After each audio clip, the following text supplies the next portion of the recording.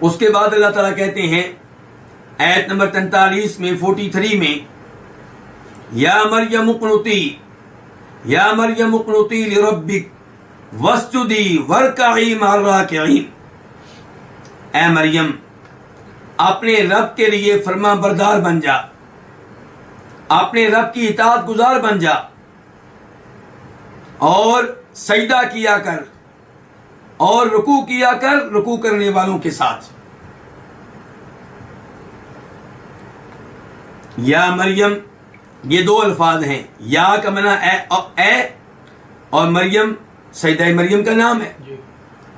اقنتی یہ فعل امر ہے، یعنی کہ آرڈر والا فعل ہے، آرڈر دینے کے لیے لفظ استعمال ہوتا ہے، لیکن یہاں پہ یہ لفظ مؤنث کے لیے ہے۔ اگر یہ مذکر کے لیے ہوتا تو کیسے ہوتا؟ اقنت، اطاعت گزار بن جا، فرما بردار بن جا۔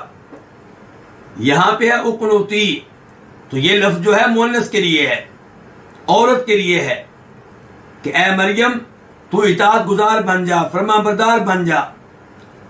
لربی کی، اپنے رب کی، یہ تین الفاظ ہیں، لام، رب اور کاف۔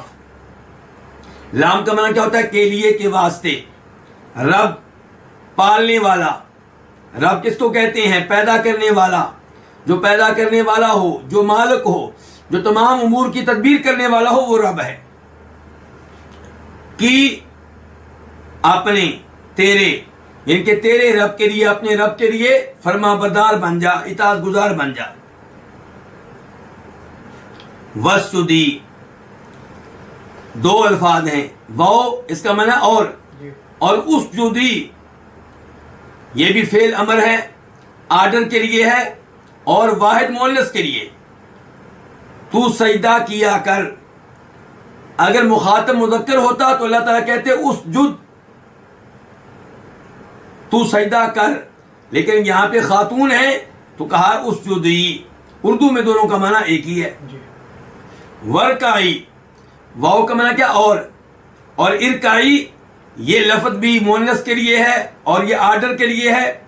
اگر کوئی مذکر ہوتا تو اللہ تعالیٰ کہتے ارکع، رکوع کیا کر، لیکن یہاں پہ چونکہ خاتون ہے تو اللہ تعالیٰ کہہ رہے ارکعی، رکوع کیا کر، مع الراکعین، رکوع کرنے والوں کے ساتھ۔ مع کا معنی کیا ہوتا ہے؟ ساتھ، معیت۔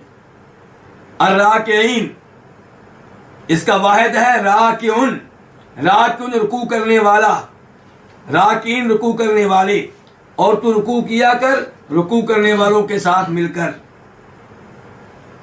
اللہ رب العزت پہلی آیت میں یہ وعدے کر چکے کہ اللہ نے سیدہ مریم کو کیا شان دی، کیا مقام و مرتبہ دیا۔ دوسری آیت میں اللہ تعالیٰ سیدہ مریم کو حکم دے رہے ہیں فرشتوں کے ذریعے کہ وہ اپنے رب کا ہر آرڈر مانا کریں اور سجود کیا کریں، رکوع کیا کریں، یعنی کہ نماز ادا کیا کریں۔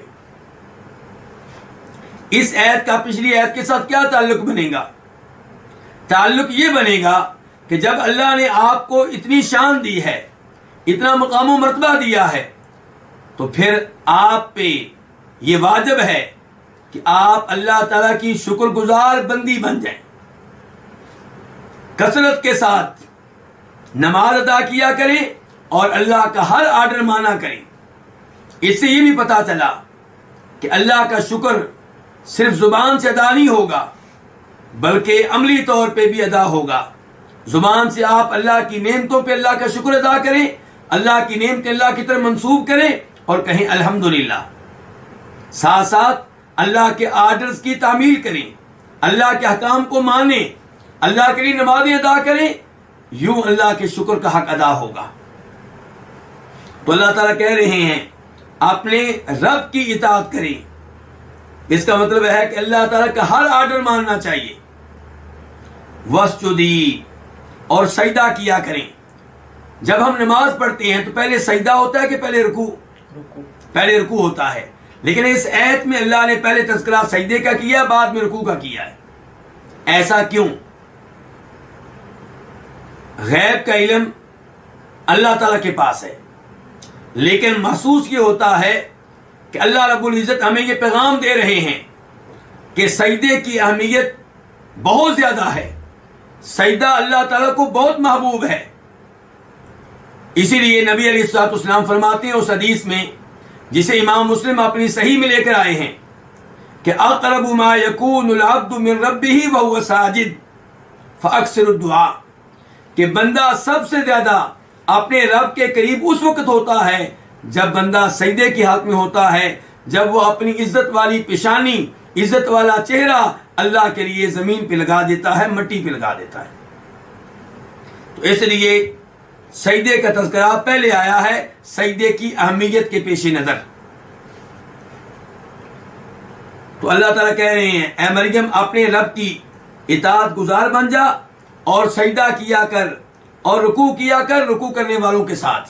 یہاں پہ ایک اور بات پہ غور کیجئے گا. جب اللہ نے کہہ دیا کہ اپنے رب کی اطاعت کیا کر، رب کا آرڈر مانا کر، تو اس میں نماز بھی آ گئی، اس میں سجدہ کرنا بھی آ گیا، اس میں رکوع کرنا بھی آ گیا.